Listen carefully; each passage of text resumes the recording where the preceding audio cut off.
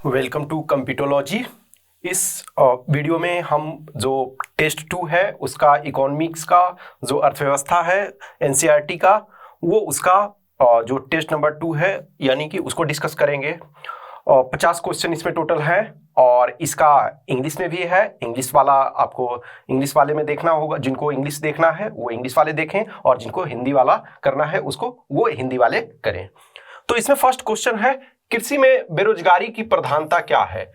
तो आप जानते हैं जैसा कि कृषि जो है हमारे अर्थव्यवस्था में 50% के करीब लोगों को रोजगार देता है, लेकिन कृषि के साथ एक प्रॉब्लम क्या है कि कुछ महीने में रोजगार होता है और कुछ महीने में रोजगार नहीं होता है। फिर यह भी होता है कि आप नंबर ऑफ आदमी को ज्यादा करते जाओगे और वहां जो है उत्पादकता नहीं बढ़ती है, यानी सीमांत उत्पादकता जो है वो नहीं बढ़ती। इसका मतलब है कि 5% को यदि 5 आदमियों को लगाए हुए हो और 2 और को लगा दोगे तो उनकी उत्पादकता जो है नहीं बढ़ती है। तो ये देखो, खुली बेरोजगारी जो क्या होता है, जो पढ़े लिखे लोग हैं और उनको उनके स्किल सेट के अनुसार नहीं मिलता है तो उसको खुली बेरोजगारी कहते हैं। इसमें अदृश्य बेरोजगारी या इसको प्रच्छन्न बेरोजगारी भी कहते हैं। ओके, इसको या तो प्रच्छन्न बेरोजगारी भी कहते हैं, यानी कि जो सीमांत उत्पादकता है वो जीरो होता है। घर्षण बेरोजगारी जो होता है वो उसमें से सपोज कोई पर्सन है तो ऑलरेडी जॉब में है लेकिन दूसरे जॉब भी सर्च करते रहते हैं। और जो संरचनात्मक बेरोजगारी है, यदि अर्थव्यवस्था का स्ट्रक्चर चेंज होता है तो उसके कारण होता है। ओके, तो आपको एक्स्ट्रा सब चीज जानोगे सब वाला तो वो ठीक है। नेक्स्ट आपका है विश्व बैंक की विशेषता, यानी वर्ल्ड बैंक जो है वो आपका जो ब्रेटन वुड कॉन्फ्रेंस में 2 ऑर्गेनाइजेशन स्टेब्लिश किया गया, स्थापित किया गया। एक आपका वर्ल्ड बैंक यानी विश्व बैंक और दूसरा अंतरराष्ट्रीय मुद्रा कोष यानी इंटरनेशनल मॉनेटरी फंड या IMF।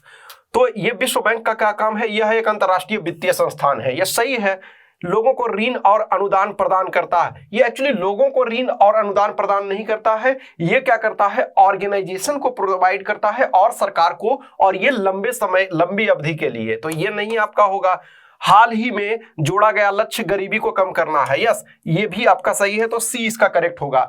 शुरू में जो वर्ल्ड बैंक का जो काम था IBRD इसको बोलते थे, international bank of reconstruction and development, यानी कि दूसरा विश्व युद्ध जो सेकेंड वर्ल्ड वार हुआ था उसमें यूरोप जो है मेनली यूरोप मेजोरिटी प्रभावित हुआ था, ऑब्वियसली एशिया के भी कंट्री प्रभावित हुए थे, तो उनको कंस्ट्रक्शन और डेवलपमेंट करना था। लेकिन अब वो कंस्ट्रक्शन वाला काम तो हो चुका, अब गरीबी को हटाना इसका ये काम है, तो सी इसका करेक्ट हो गया।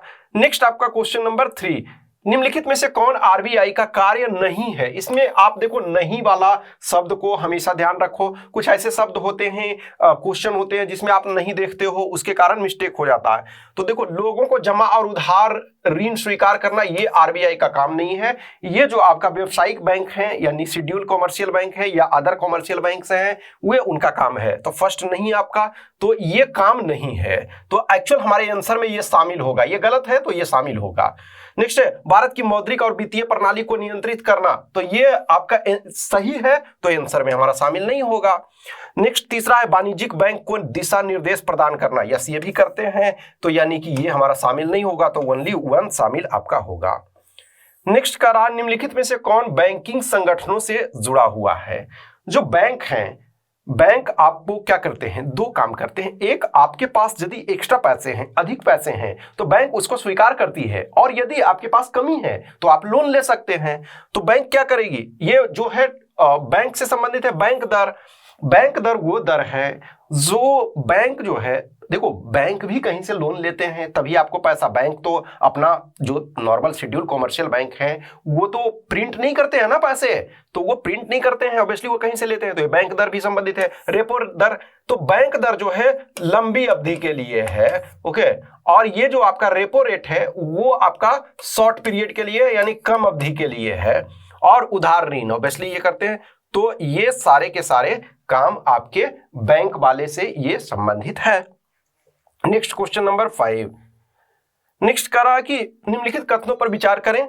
एक वाणिज्यिक बैंक का मुख्य उद्देश्य लाभ कमाना है, यस कोई भी कॉमर्शियल इंटरप्राइजेज आप चला रहे हो तो आपका क्या टारगेट है, आपका लक्ष्य है कि आप उससे लाभ कमाओगे, तो फर्स्ट आपका सही है। दूसरा है बैंक समग्र मांग को प्रोत्साहित करने के लिए क्रेडिट कार्ड प्रदान करता है। यस, ये भी सही है। यदि आपके पास क्रेडिट कार्ड है तो आज जो पैसे आपके पास नहीं है, कल जो कमाओगे उसको भी आप खर्च कर सकते हो, तो दोनों काम करते हैं। तो ये इसका सी आपका करेक्ट हो जाएगा। क्वेश्चन नंबर 6 आपका, ओके। सो क्वेश्चन नंबर 6 में आपका है केंद्रीय बैंक का कार्य कौन सा है। अब केंद्रीय बैंक का मतलब क्या है? जो हमारा रिजर्व बैंक ऑफ इंडिया है, भारतीय रिजर्व बैंक है, वो केंद्रीय बैंक है। अमेरिका का फेडरल रिजर्व है, तो डिफरेंट कंट्री के लिए अलग अलग है।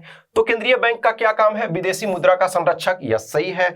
जो डॉलर है, ये जो IMF का SDR है, वो फिर गोल्ड, ये सब रखता है।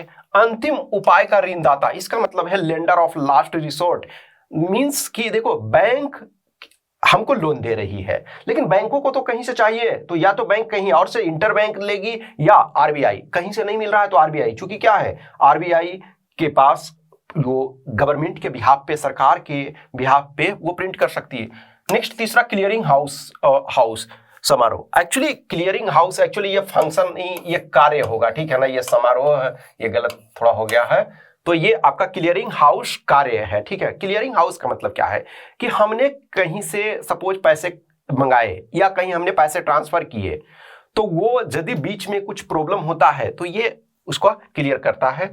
तो ये आपका डी यानी कि ऑल ऑफ द एबव हो जाएगा। नेक्स्ट है, बैंक ग्राहकों की शिकायतों के लिए RBI द्वारा कौन सी योजना तैयार की गई है। इसको एक तरह से योजना नहीं कह सकते हो, इसको एक कह सकते हो कि सिस्टम, व्यवस्था, यानी कि एक पर्सन को आप उसको ये करोगे। तो ये बैंकिंग लोकपाल योजना है, यानी कि जो बैंकिंग ओम्बड्समैन कहते हैं। इसका मतलब है ना कि कहीं भी आपका कुछ प्रॉब्लम हुआ है तो आप शिकायत कहाँ करोगे? कहीं तो आपको शिकायत ये करना होगा। नेक्स्ट आपका है, बैंक दर में वृद्धि सामान्यतः इंगित करती है। देखो, जो बैंक दर, हमने ये देखा था ना कि बैंक दर जो संबंधित है आपको बैंकों से, तो बैंक दर यदि आपका इंगित, इसमें वृद्धि हो रहा है, इसका मतलब उसको कहते हैं महंगी मुद्रा नीति। तो इसका मतलब क्या है कि देखो, कोई भी रेट, सपोज थोड़ी देर के लिए आप समझो, कोई चीज महंगा हो गया है, इसका मतलब आप उसमें कम लोगे, तो ये आपका वृद्धि हो रहा है, इसका मतलब महंगा हो रहा है। तो ये केंद्रीय बैंक महंगी मुद्रा नीति का पालन कर रहा है। नेक्स्ट आप ये देखो, क्वेश्चन नंबर 9, निम्नलिखित शर्तों पर विचार करें। ओके, तो ये शर्तें क्या है और रोजगार के प्रकार क्या हैं। तो इसमें से है कि निश्चित अवधि कर्मचारी, यानी लिखित अनुबंध के तहत रोजगार जहां कोई ठेकेदार शामिल नहीं हो। इसका मतलब क्या है कि बीच में जो है कोई भी पर्सन इसमें से शामिल नहीं होगा। एक तो होता है क्या कि बीच में कोई पर्सन शामिल होता है, तो यहां जो है निश्चित अवधि, सपोज हम 5 ईयर्स के लिए किसी को हायर किए हैं, तो 5 ईयर्स के लिए आपको ठेकेदार की उसमें जरूरत नहीं होती है। तो ये डेफिनेशनल टर्म है, परिभाषा ये है। नेक्स्ट है, अस्थायी कर्मचारी, एक लिखित अनुबंध के तहत सीधे रोजगार, जैसे फॉर एग्जांपल आप सिविल सर्विसेज का तैयारी कर रहे हो, तो आपको क्या है, यदि जॉब मिलता है तो सपोज 60 ईयर्स तक, 60 साल तक आप जॉब में रहोगे, तो क्या है, वो अस्थायी कर्मचारी आप होगे। नेक्स्ट आपका है अनुबंध। आजकल देखो सरकार जो है कुछ कुछ जॉब में अनुबंध के आधार पर लेती है। तो देखो, एक तो आपका निश्चित अवधि कर्मचारी तो इसमें हो जाते हैं, और ये इसमें डिफरेंस क्या है ना कि जो अनुबंध में है, एक ठेकेदार या एजेंसी यानी इंटरमीडिएट है, जो मीडिएटर है, वो वर्क आपका करेगा। तो इसमें ऑल करेक्ट है, तो ये आपका डी हो जाएगा। नेक्स्ट आपका जो है ये विशेष शून्य कूपन पुनर्पूंजीकरण बॉन्ड के बारे में निम्नलिखित कथन पर विचार करना है। तो इसमें से देखो क्या है कि जो शून्य कूपन बॉन्ड है, तो शून्य कूपन बॉन्ड का ये मतलब है कि इस पर एक तरह से जो आपका ये गलत कथन के लिए बोल रहा है, ये ध्यान रखो कि ये गलत कथन इसमें से कौन कौन है गलत। तो देखो ध्यान रखो कि जो शून्य कूपन बॉन्ड है, इसका मतलब है कि उस पर ब्याज नहीं मिलेगा। तो फर्स्ट है, ये विशेष बॉन्ड है जो RBI द्वारा किसी विशेष संस्थान के लिए जारी किए जाते हैं। ओके, सो ये जो जारी किए जाते हैं, तो ऑब्वियसली बात है कि ये RBI के द्वारा नहीं, ये सरकार के द्वारा किए जाते हैं, ये सरकार के द्वारा किए जाते हैं। तो फर्स्ट स्टेटमेंट आपका गलत हो गया, यानी फर्स्ट स्टेटमेंट गलत हो गया, इसका मतलब आंसर में ये शामिल होगा, क्योंकि गलत कह रहा है तो ये आंसर में हमारा शामिल होगा। दूसरा है, ये बॉन्ड गैर व्यापारिक और गैर हस्तांतरणीय है। इसका मतलब हस्तांतरणीय का मतलब है कि हम एक जो है न तो ट्रेड इसको कर सकते हैं, ट्रेड का मतलब है कि शेयर मार्केट में शेयर में ये उसको बेच सकते हैं, खरीद सकते हैं, तो वो हम नहीं कर सकते हैं, और न तो किसी को ट्रांसफर कर सकते हैं। तो इसका मतलब ये स्टेटमेंट सही है, तो हमारे आंसर में ये नहीं होगा। अब तीसरा, यह छूट पर जारी किया जाता है और यह ब्याज वाले बॉन्ड हैं। यस, ये छूट पर तो जारी किया जाता है लेकिन इस पर ब्याज नहीं होता है। क्यों? क्योंकि शून्य कूपन बॉन्ड, कूपन का मतलब आप सीधा रखो, एक तरह से ब्याज के टर्म में समझो, तो ये आपका गलत हो गया, तो यानी ये गलत है, तो ये आंसर में शामिल होगा। तो 1 और 3 जो आपका है ये आंसर हो जाएगा। नेक्स्ट क्वेश्चन नंबर 11 आप देखोगे। ओके, सो क्वेश्चन नंबर 11 में हेज फंड की विशेषताओं के बारे में निम्नलिखित पर विचार करें और इसमें सही कथन को चुनना है।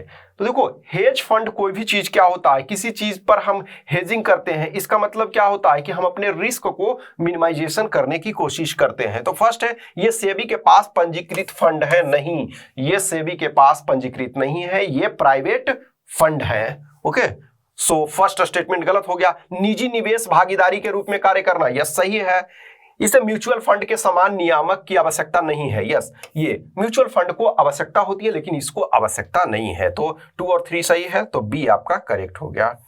नेक्स्ट आपका है प्रतिभूति बाजार के प्राथमिक कार्य के बारे में निम्नलिखित कथनों पर विचार करें। तो देखो, ये जो आपका है प्राथमिक कार्य के लिए है। दो चीजें होती है किसी चीज का, एक प्राथमिक कार्य होता है और एक आपका सेकेंडरी कार्य होता है। तो प्राथमिक में लिखा रहा कि निष्क्रिय संसाधन वाले लोगों से उन लोगों को संसाधनों का हस्तांतरण में सहायता करना जिन्हें उनकी उत्पादन की आवश्यकता है। यस, ये सही है। देखो, यदि हमारे पास पैसे रखे हुए हैं, मान के चलो 1 लाख रुपए हैं, अब 1 लाख को हम अपने तकिए के नीचे रख दें, बेड के नीचे रख दें, तो उसका तो कोई प्रॉफिट नहीं मिलेगा, कोई फायदा नहीं मिलेगा। लेकिन यदि हम किसी को दे दें तो वो भी पैसे से पैसे बनाएगा और हमें भी कुछ रिटर्न देगा, तो ये सही है। ये किसी भी राष्ट्र में बचत और निवेश बढ़ाने के तरीके प्रदान करना है। यस, यदि हमें लगता है कि हम पैसे का निवेश करें और हमारा प्रॉफिट होगा तो हम जरूर सेव करेंगे।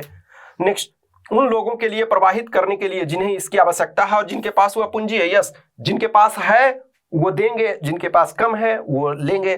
तो 3 का तीनों सही है, तो आपका डी आंसर हो गया। नेक्स्ट क्वेश्चन नंबर 13, ये कह रहा निम्नलिखित कथनों पर विचार करें। एक विशेष आर्थिक क्षेत्र एक देश की राष्ट्रीय सीमाओं के भीतर एक विशेष रूप से चिन्हित क्षेत्र है और देश के बाकी हिस्सों की तुलना में अधिक उदार आर्थिक कानून है। यस, ये फर्स्ट स्टेटमेंट आपका सही है। फर्स्ट स्टेटमेंट आपका सही है। इसका मतलब क्या है कि जो स्पेशल इकोनॉमिक जोन कहते हैं, स्पेशल इकोनॉमिक जोन में क्या होता है कि कहीं आप प्रोडक्शन उस क्षेत्र में करते हो तो हो सकता है आपको बिजली सस्ता मिल जाए, हो सकता है लाइसेंसिंग फी उसका कम किया जाए, हो सकता है उसमें बहुत सारी सुविधाएं डिपेंडिंग ऑन हर प्रोडक्ट के लिए अलग अलग सुविधाएं दी जाती है। तो ये फर्स्ट सही है। नेक्स्ट है, व्यवसायों के सामने आने वाली बाधाओं को दूर करने के लिए 2003 में पहली बार एक ये नीति, ऑब्वियसली इसके लिए नीति बनाई की घोषणा की गई। तो ये एक्चुअली 2003 में नहीं की गई है, ये आपका 2005। ओके, तो संसद के परामर्श और विचार विमर्श के बाद 2005 में ये किया गया। एक्चुअल में यदि देखा जाए तो इसमें आप देखोगे तो 1965 में जो बना था निर्यात के लिए, तो ये फर्स्ट ओनली सही है, तो ए ओनली हो गया। Next question number 14। Okay, question number 14 में कह रहा कि कौन से राष्ट्रीयकृत वाणिज्यिक बैंकों में निवासी भारतीय के बैंक जमा की बचत पर ब्याज को तय करता है। देखो, जो भी हम इंडिया में रह रहे हैं तो हम निवासी का मतलब इंडियन है, तो यदि हम बैंकों में अपना पैसा रखते हैं तो बैंकों में पैसा रखते हैं तो बैंक कुछ ब्याज देती है डिपेंडिंग ऑन, आपने नॉर्मल सेविंग अकाउंट में रखा तो डिपेंडिंग ऑन कुछ बैंक यदि आपको 3% भी दे रहा है, कोई 4%, कोई 6% भी दे रहा है। फिक्स डिपॉजिट पे कोई 5% दे रहा है, कोई 6% दे रहा है, कोई 7%, कोई 8%, डिपेंडिंग ऑन। तो ये कौन डिसाइड करता है? यदि आरबीआई करता तो सबके लिए बराबर होता, तो ये नहीं। इंडियन बैंक एसोसिएशन करता तब भी सबके लिए बराबर, केंद्रीय वित्त मंत्रालय का, तो सबका अलग अलग है। तो यानी कि इंडिविजुअल बैंक जो हैं वो अपने अपने डिसाइड करते हैं। ओके, तो डी इसका करेक्ट आंसर हो गया। Next question number 15। Question number 15 में कह रहा है कि यदि आरबीआई बड़े औद्योगिक घरानों को अपने एनबीएफसी को पूर्ण पैमाने के बैंकों में बदलने की अनुमति देता है तो निम्नलिखित में से कौन सा लाभ होगा? देखो, यदि एनबीएफसी का क्या काम है, एनबीएफसी कुछ लिमिटेड कार्य करता है और जो फुल बैंक है जैसे स्टेट बैंक ऑफ इंडिया वो सारे डिपॉजिट एक्सेप्ट करता है, लोन देता है और म्यूचुअल फंड से लेकर बहुत सारी चीजों को ये करता है। तो कह रहा है समग्र रूप से वित्तीय क्षेत्र द्वारा सामना की जा रही चल निधि समस्याओं का समाधान होगा। यस, इसका मतलब जो कैश फ्लो है, जो मनी सर्कुलेशन है वो बढ़ेगा, वो उसके समस्या का समाधान होगा। इसका मतलब है कि जिनके पास पैसे हैं वो अपना बैंक को जमा करेंगे, जिनके पास कम है वो लेंगे, तो ये सही है। उन्हें बैंकों में बदलने में आरबीआई को अधिक निगरानी का अवसर मिलेगा, यह सही है। यूनिवर्सल बैंक को अधिक रेगुलेशन होता है, इसी वजह से देखोगे कि जो पूर्ण बैंक नहीं होते हैं तो कुछ में रेगुलेशंस कम होता है, इस वजह से बहुत बार डिफॉल्ट करते हैं। तो सी इसका करेक्ट आंसर है। नेक्स्ट आपका क्वेश्चन नंबर 16, निम्नलिखित कारकों पर विचार करें जिन्हें एक सफल समावेशी विकास रणनीति बनाते समय सरकार को ध्यान में रखना चाहिए। तो देखो, जो समावेशी विकास का क्या मतलब होता है? समावेशी विकास का मतलब होता है कि जो विकास हो रहा है, जो आप डेवलपमेंट कर रहे हो, उसमें उन लोगों को भी शामिल करो जो अब तक व्यवस्था से छूटे हुए हैं। तो ये है समान अवसर, यह सबको मौका मिलना चाहिए। नेक्स्ट वित्तीय समावेशन, तो ये तो मेन एस्पेक्ट है। नेक्स्ट आपका उच्च कर स्लैब। नो, एक्चुअली यदि आप उच्च कर स्लैब रखोगे आप, तो उसमें से जो गरीब हैं, पुअर हैं, वो उनको फायदा नहीं होगा। इक्विटी का मतलब है एक तरह से बराबरी करना, तो 1 to 4 इसका करेक्ट हो जाएगा। नेक्स्ट है किसी देश का भुगतान संतुलन यानी बैलेंस ऑफ पेमेंट किसका व्यवस्थित रिकॉर्ड है? तो बैलेंस ऑफ पेमेंट क्या होता है कि हम किसी कंट्री, देखो कोई भी दुनिया का कंट्री है, वो अपने आप में सेल्फ सफिशिएंट नहीं है, यानी अपूर्ण रूप से आत्मनिर्भर नहीं है। भले हमारे नरेंद्र मोदी जी आत्मनिर्भर भारत और सारे लोग कर, लेकिन आत्मनिर्भर नहीं है। आपको बहुत सारे, for example, best example low, petroleum आप दूसरे जगह से मंगाते हो, इलेक्ट्रॉनिक सामान आप दूसरे जगह से मंगाते हो। इवन आप एक नेल कटर देखोगे, ये आपका साउथ कोरिया का बना हुआ होगा, जापान का हो सकता है, कैमरे जापान के बने हुए, बहुत सारी चीजें जो देख रहे हो। तो हम डिपेंडेंट हैं दूसरे कंट्री पे, दूसरे कंट्री से मंगाते हैं। तो ये जो बैलेंस ऑफ पेमेंट यानी भुगतान संतुलन होता है कि किसी देश के सभी आयात और निर्यात लेन देन एक निर्दिष्ट समय के दौरान, आमतौर पर 1 वर्ष में। ठीक है। नेक्स्ट आपका क्वेश्चन नंबर 18 है रुपयों की परिवर्तनीयता का तात्पर्य। रुपये की परिवर्तनीयता का मतलब यानी कन्वर्टिबिलिटी ऑफ रुपी का मतलब होता है कि हम अपने रुपये को दूसरे करेंसी यानी कि डॉलर, येन, ये सब में, या पाउंड, ब्रिटिश पाउंड या फिर यूरो में हम बदल सकें और वो उनके करेंसी को यानी एक दूसरे में हम चेंज कर सके। ओके, सो ये आपका होता है। तो ये क्या है रुपयों का, ये पहला देखो, नोट में बदले के बदले, रुपये के नोट के बदले सोना नहीं, बाजार की ताकतों द्वारा रुपये के मूल्य निर्धारित नो, रुपये को अन्य प्रमुख मुद्राओं और अन्य प्रमुख मुद्राओं में रुपये मुक्त रूप से परिवर्तित करने की अनुमति। ठीक है। नेक्स्ट आपका क्वेश्चन नंबर 19, इसमें कह रहा है निम्नलिखित कार्रवाइयों पर विचार करें जो सरकार ले सकती है। अब ये क्यों चालू खाते के घाटे को कम करने में कौन मदद कर सकता है? ओके, सो यदि इसमें से एक सेकेंड, हाँ, मदद कौन सा कर सकता? तो घरेलू मुद्रा का अवमूल्यन। ठीक है, घरेलू मुद्रा का हम अवमूल्यन करते हैं तो हमारा जो ये होगा वो कंपिटिटिव होगा। ओके, सो यदि आपका कंपिटिटिव होगा मार्केट, यानी कि कोई भी सामान दुनिया में अन्य देशों की तुलना में यदि आपका सामान सस्ता है तो आप अधिक ये एक्सपोर्ट कर सकते हो, तो ये कम करेगा। अब है निर्यात सब्सिडी में कमी। नहीं, एक्चुअली ये इसमें से कोई भी ऑप्शन आपका ये नहीं है। देखो इसमें क्या है, निर्यात सब्सिडी में यदि आप कम करते हो, मान के चलो किसी को कोई निर्यात कर रहा है, लेकिन यदि आप उसको सब्सिडी थोड़ा एक्स्ट्रा देते हो तो वो अधिक मोटिवेट होगा, तो एक्चुअली ये नहीं होगा। नेक्स्ट है उपयुक्त नीतियां अपनाएं जो FII की तुलना में अधिक FDI और अधिक धन आकर्षित करती है। नहीं, एक्चुअली जब आप FII और FDI जो है वो करेंट अकाउंट को यानी कि जो चालू खाते को नहीं, वो कैपिटल अकाउंट से रिलेटेड है। तो इसमें देखो ये चारों में कोई आंसर नहीं है, तो ओनली आपका 1 हो जाएगा। ओके, नेक्स्ट क्वेश्चन नंबर आपका 20। क्वेश्चन नंबर 20 में कह रहा है कि निम्नलिखित कथनों पर विचार करना है। किसी देश की आर्थिक सीमा में स्थित आवासीय उत्पादक इकाइयों से उत्पन्न आय उस देश की घरेलू आय कहलाती है। तो देखो जो ये कह रहा है ये क्वेश्चन कि जो 2 टर्म होता है, एक GDP और एक GNP आप ये जानते हो। तो किसी देश की आर्थिक सीमा में स्थित आवासीय उत्पादक इकाइयों से उत्पन्न आय उस देश की घरेलू आय कहलाती है। तो ये आपका जो है सही है। नेक्स्ट है, सकल राष्ट्रीय उत्पाद में केवल आर्थिक सीमाओं के भीतर निवासियों और गैर निवासियों द्वारा अर्जित आय शामिल है। ओके, तो सकल राष्ट्रीय उत्पाद यानी कि जीएनपी, एक्चुअली ना ये जो है डेफिनेशन जीडीपी का है। ओके, ये जीडीपी का है। ओके, सो ये जो राष्ट्रीय जो है उसके जगह यदि घरेलू होता तो ये भी स्टेटमेंट आपका सही होता। जो राष्ट्रीय उत्पाद की जगह घरेलू उत्पाद यदि होता तो ये स्टेटमेंट भी सही होता, लेकिन ये ऐसा नहीं है तो इस वजह से दूसरा गलत है, तो ओनली 1 हो जाएगा। नेक्स्ट है क्वेश्चन नंबर 21, निम्नलिखित कथन पर विचार करें। सब्सिडी और उत्पाद शुल्क को बाजार मूल्य पर जीडीपी में शामिल किया जाता है। तो इसमें देखो, उत्पाद शुल्क को तो शामिल किया जाता है लेकिन सब्सिडी को माइनस किया जाता है, तो फर्स्ट स्टेटमेंट आपका गलत हो गया। अब है, कारक लागत पर सकल घरेलू उत्पाद उत्पादन कर घटाकर और बाजार मूल्य पर सकल घरेलू उत्पाद से उत्पादन सब्सिडी जोड़कर प्राप्त किया जाता है। तो ये जो आपका है वो सही है, डेफिनेशन सही है, तो इसका मतलब बी हो जाएगा। नेक्स्ट है, राष्ट्रीय आय में कह रहा ये निम्नलिखित में से कौन से कारक राष्ट्रीय आय में शामिल है, यानी नेशनल इनकम में कौन कौन से शामिल आपके होंगे। तो ये शामिल होगा शेयर और डिबेंचर। यस, यदि हम शेयर मार्केट में पैसा लगाए हुए हैं वो बढ़ रहा है तो अच्छा है। मान के चलो, शेयर में क्या होता है, कोई कंपनी अपना शेयर बेच रही है, अब उसका शेयर का प्राइस बढ़ रहा है, इसका मतलब कंपनी कहीं ना कहीं वो पॉजिटिव में जा रहा है। नेक्स्ट आपका है पूंजीगत लाभ या हानि, ये भी है। विदेश से प्राप्त उपहार, ये भी है। तो उपरोक्त में सभी आपके शामिल हैं। नेक्स्ट क्वेश्चन नंबर 23 का रहा, बिना किसी दायित्व वाली प्रयोज्य आय उपभोग और बचत पर अर्थव्यवस्था के व्यय की क्षमता को दर्शाती है।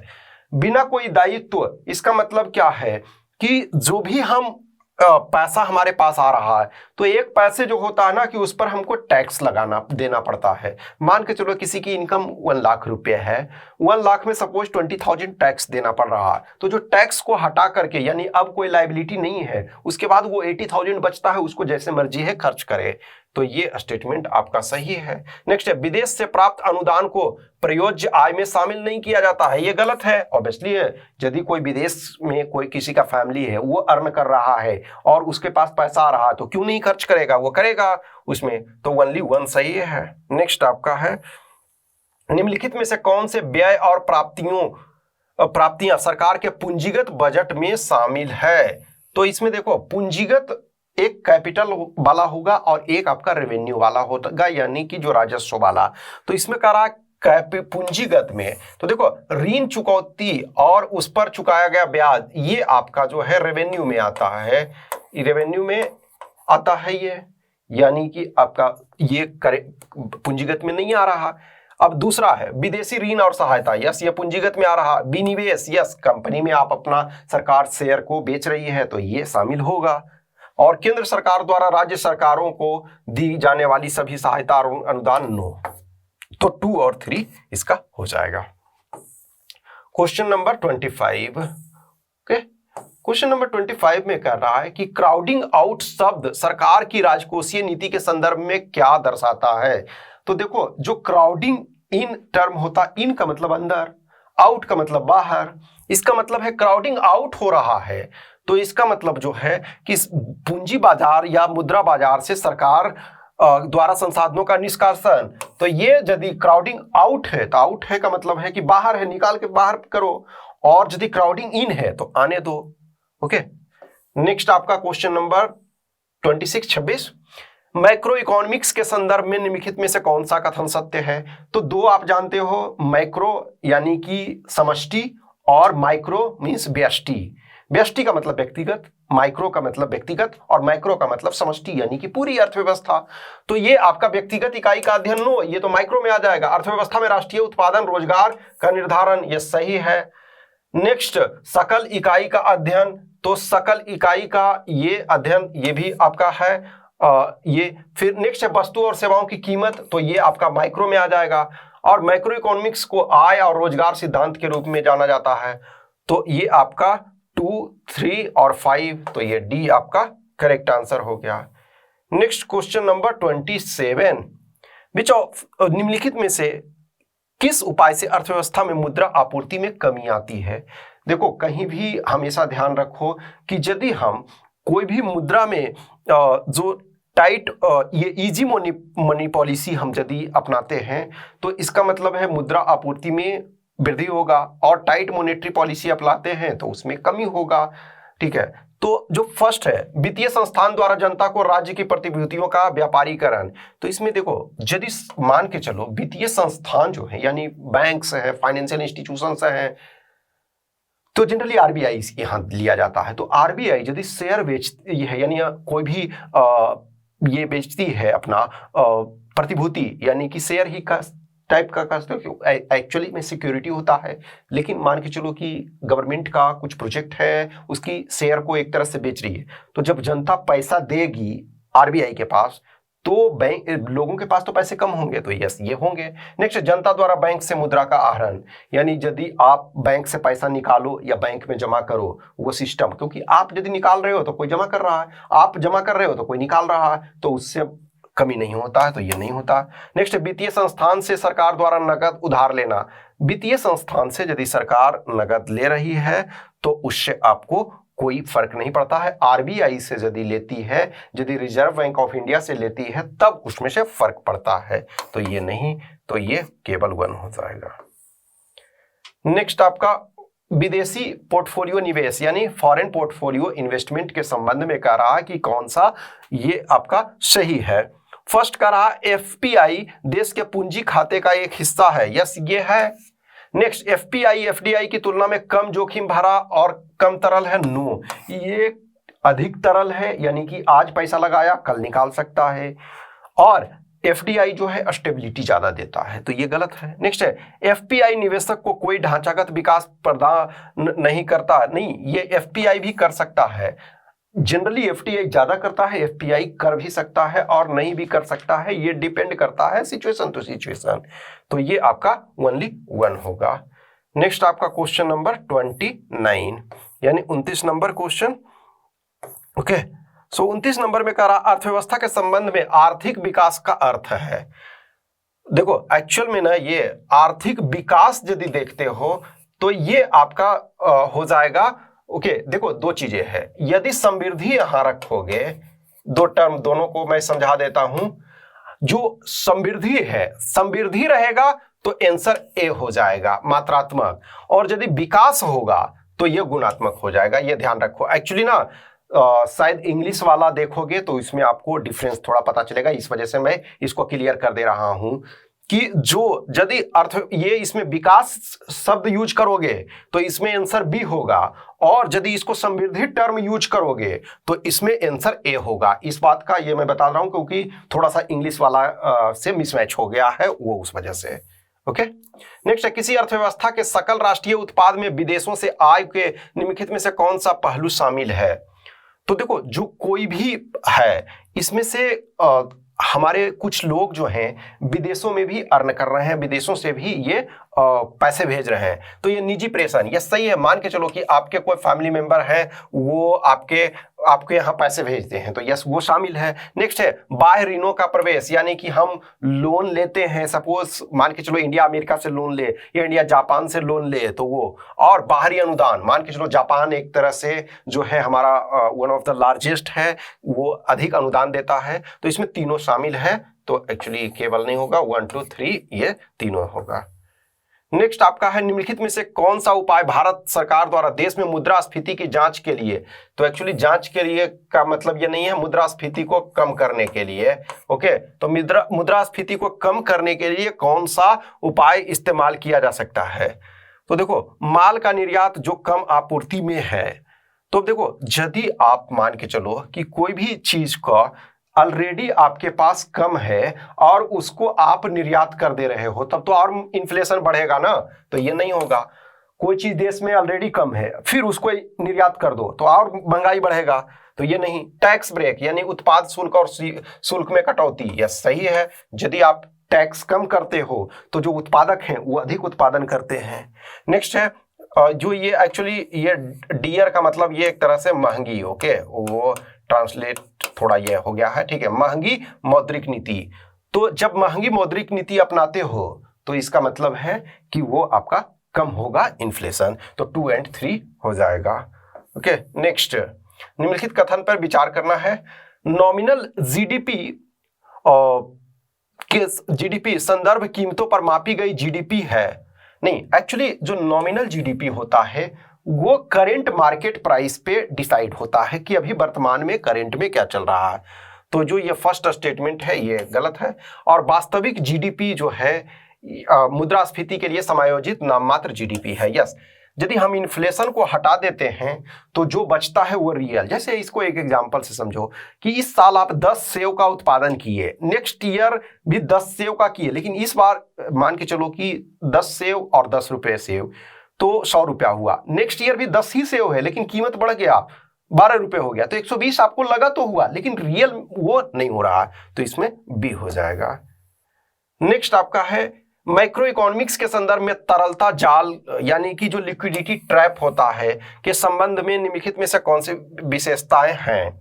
तो देखो, जो आपका कहीं भी कम ये जो आपका होता है कम या शून्य मुद्रास्फीति, देखो हमेशा ध्यान रखो, किसी चीज का कीमत ना बढ़ेगा यदि, तो कोई भी उत्पादन करने के लिए मोटिवेट ही नहीं होगा, तो ये ऑब्वियसली ये भी शामिल होगा। और शून्य ब्याज दर, बैंक में आप पैसा रखो और ब्याज बैंक कुछ भी नहीं दे, आप बैंक में रखोगे नहीं, उससे अच्छा तो कम से कम क्यों एक तो जमा करने लाइन में लगे और एक निकालने के लिए लाइन में लगे, तो हम नहीं करेंगे जमा, तो ये भी शामिल होगा। और मौद्रिक नीति की अप्रभाविता यानी कि कोई भी वो जो इफेक्टिव नहीं है, मौद्रिक नीति बना रहे हो वो आप सही नहीं बन रहा है, तो 3 का तीनों शामिल आपका हो जाएगा, तो ये आपका डी हो गया।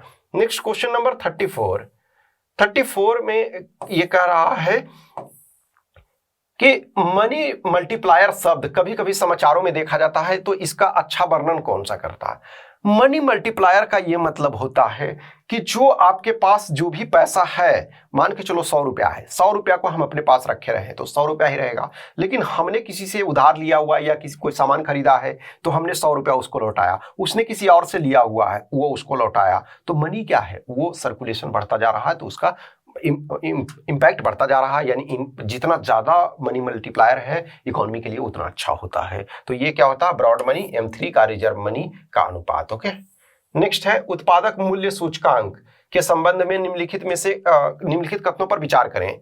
तो उत्पादक मूल्य सूचकांक का मतलब क्या है कि जो उत्पादन के स्तर पे जो होता है, ओके, तो यह निर्माता के दृष्टिकोण से मूल्य परिवर्तन को मापता है। यस, जो ये उत्पादक वाला ही है तो ऑब्वियसली है उत्पादन के संबंध में मापेगा। नेक्स्ट है पीपीआई भविष्य में उपभोक्ता कीमतों का अंदाजा लगाने में उपयोगी है। यस, सही है। पीपीआई में कर, व्यापार मार्जिन और परिवहन लागत शामिल है, जिससे मुद्रास्फीति की अच्छी तस्वीर मिलती है। नो, एक्चुअली ये परिवहन लागत और ये मेनली आपका जो कर और कुछ कंडीशन में ये आपका शामिल होता है। तो तीसरा परिवहन लागत नहीं होता है, वो आपका जो एक बार आप कंज्यूमर प्राइस इंडेक्स आ गया या होलसेल प्राइस इंडेक्स आ गया तो उसमें से होता है, तो 1 और 2 आपका सही है। नेक्स्ट क्वेश्चन नंबर 36 में कह रहा है कि मैच करना है, तो जिसमें से एक जो भी आपको लगता है उसको आपको मैच ये करना है। तो इसमें देखो रिफ्लेक्शन, तो ठीक है, एक्चुअली रिफ्लेशन मेनली होना चाहिए, ठीक है, रिफ्लेक्शन नहीं रिफ्लेशन। तो ये अर्थव्यवस्था को उत्तेजित करके पैसे की आपूर्ति में वृद्धि, ये हो गया। नेक्स्ट आपका है अति मुद्रास्फीति, इसका मतलब है बहुत अधिक मुद्रास्फीति, ठीक है। नेक्स्ट आपका है मुद्रास्फीति की दर, एक्चुअली ठीक है ना। तो ये अब देखो जो ये एक है एक्चुअली ना,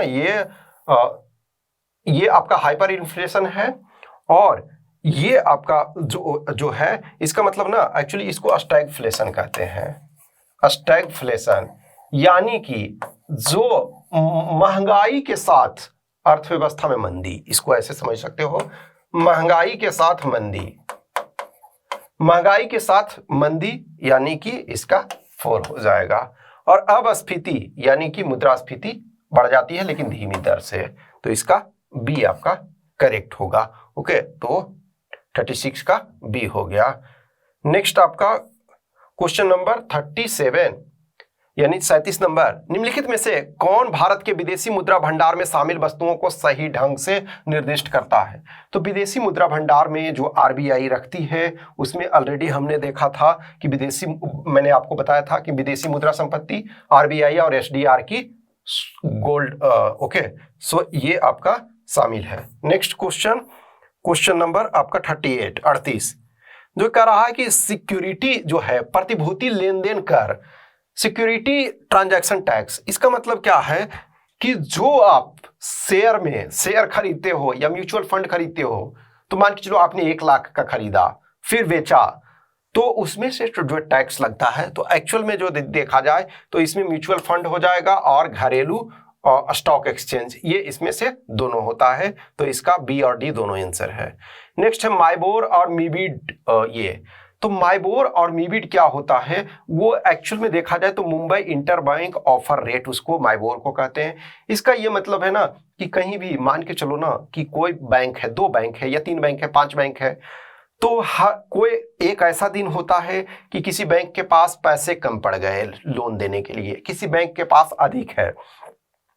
तो देखो आपके पास 100 रुपया है ना, आप जेब में रखो कोई फर्क नहीं पड़ता है, लेकिन 1 लाख करोड़, 2 लाख करोड़, 5 लाख करोड़ यदि ये रहता है तो वो एक दिन के लिए भी बहुत मायने रखता है।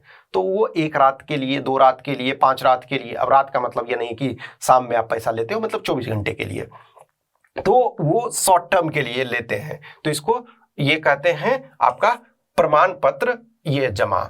इसका मतलब है कि जनरली जो आपका डिफरेंट बैंक्स जो होते हैं वो उसके संबंध में आप इसको यूज करते हो। ओके, तो ये है। नेक्स्ट है WTO में यानी विश्व व्यापार संगठन, ओके, विश्व व्यापार संगठन में न्यूनतम समर्थन मूल्य किस बॉक्स के अंतर्गत आता है?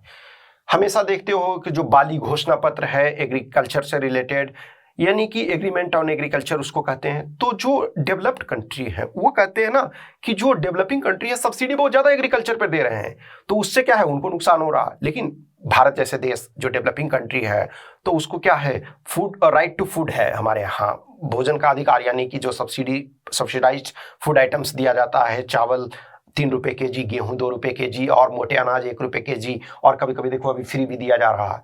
तो उसके संबंध में एम्बर बॉक्स है, एम्बर बॉक्स के तहत सब्सिडी को कम करना होता है।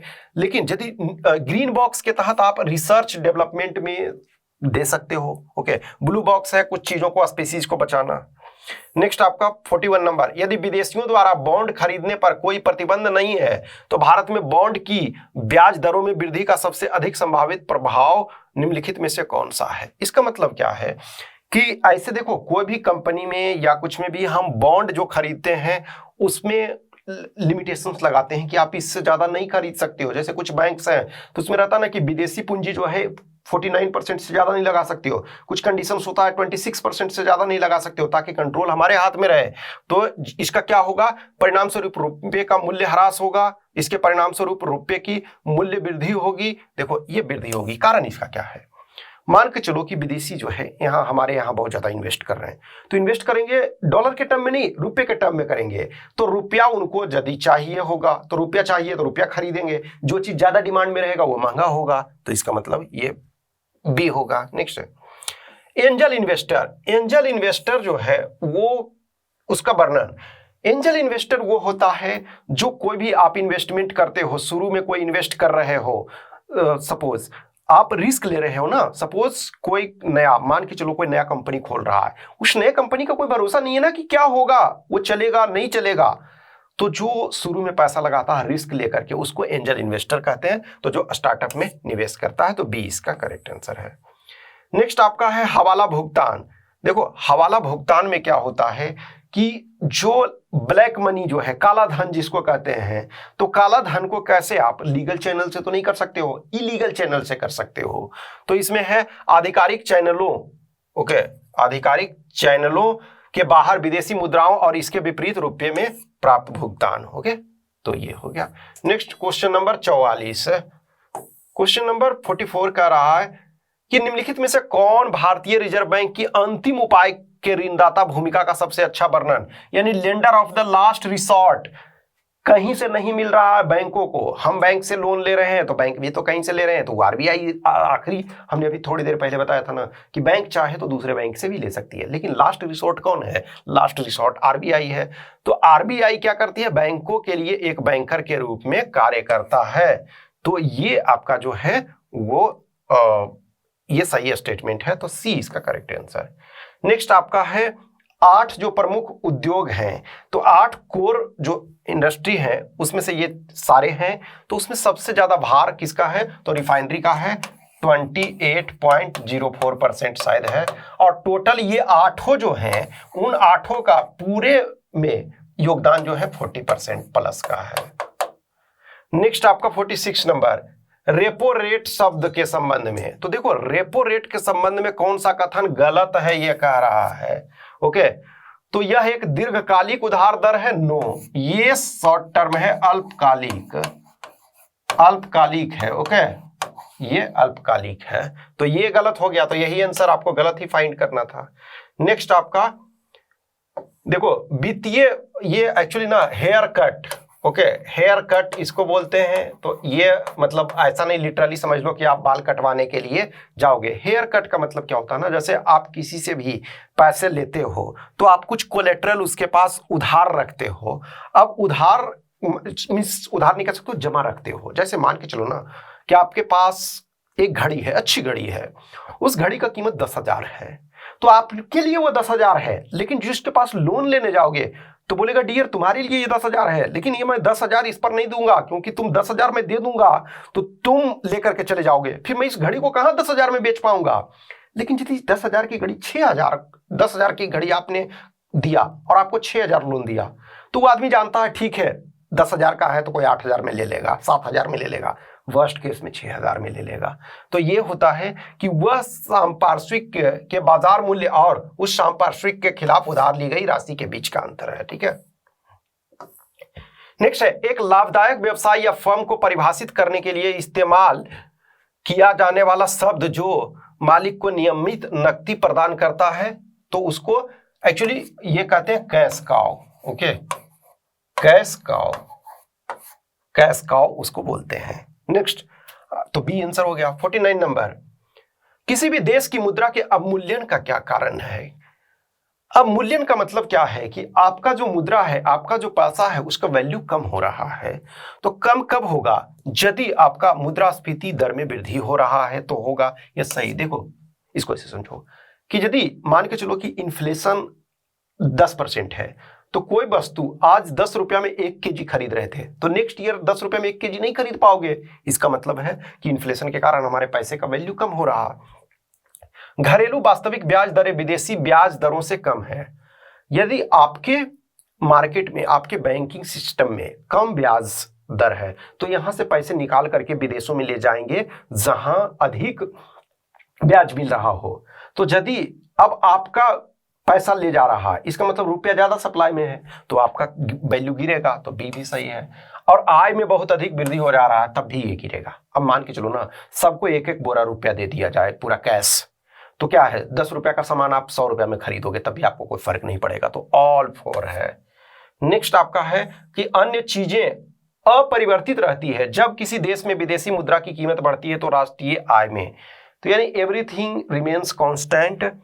तो यदि आपकी other N number of factor पे काम करता है, ऐसा नहीं है कि सिर्फ एक ही पर, तो कह रहा है कि यदि जब किसी देश में विदेशी मुद्रा की कीमत बढ़ती है तो राष्ट्रीय आय में, तो देखो मान के चलो कि विदेशी मुद्रा का जो कीमत बढ़ रहा है, इसका मतलब है ना कि पहले यदि डॉलर 50 रुपया में $1 मिल रहा था, अब मान के चलो 60 में ये 1, इसका मतलब क्या है $1 मिल रहा है।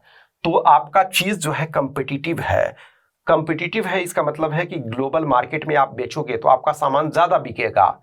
इसका मतलब क्या है कि आपका इनकम अधिक होगा, तो आपका राष्ट्रीय आय बढ़ने की संभावना है। तो ये 50 क्वेश्चन हो गए। जिनको भी डाउट्स वगैरह लगता है तो आप कमेंट करो, उसमें से जो भी रहेगा उसका रिप्लाई किया जाएगा।